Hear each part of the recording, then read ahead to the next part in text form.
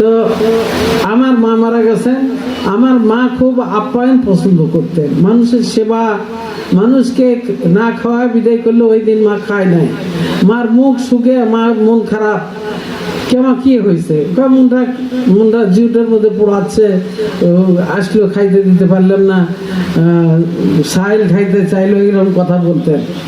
তো সেই জন্য আমার মা মরার পর থেকে আমাদের যে ইয়েতিমখানা আছে, রিলিজিয়াস কমপ্লেক্স যেটা আমরা বলি, আপনারা চেনেন, বাবুপাড়া হাটের মাদ্রাসা আছে, ওখানে ইয়েতিমখানা আছে, হাফিজিয়া মাদ্রাসা আছে।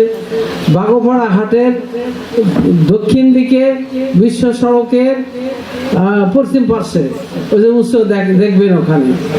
তো ওইখানে একটা খাবার ঘর রাখা হয়েছে, প্রত্যেক দিন ওখানে খাবার রাখা হয়।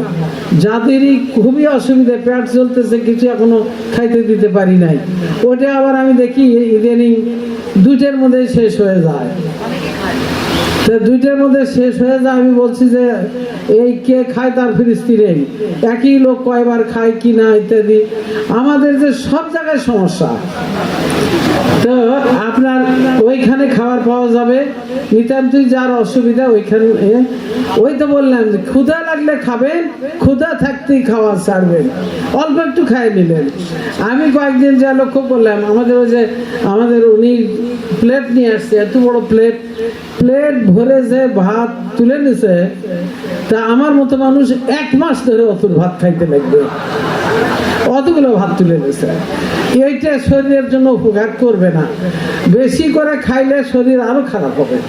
তো অল্প করে নিয়ে আপনারা খাইতে পারবেন দৈনিক।